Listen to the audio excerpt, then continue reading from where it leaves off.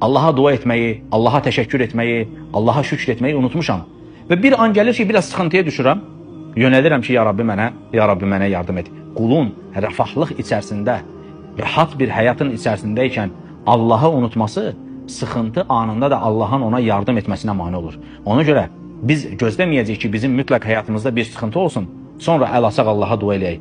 Rahatlıq içərisindəsən, yenə Allah'a yönələcəksən. Allahım, mənim bu rahatlığımı daim et. Ya Rabbi, dünyada da, ahirətdə də bizə afiyət ver.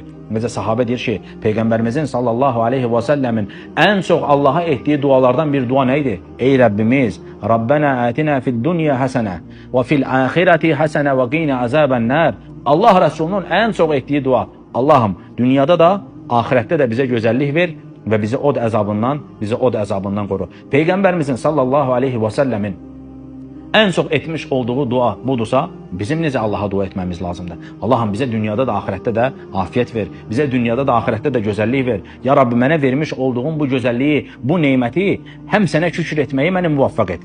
Həm bu xeyirlərin, ya Rabbi, daimi olmasına mənə muvaffaq et, ya Rabbi. Mənə yardım et, ya Rabbi. Bu neymətlər mənim üçün fitnə olmasın, ya Rabbi. Sən bilməlisən ki, neymətin özü sənin üçün fitnə ola bilər.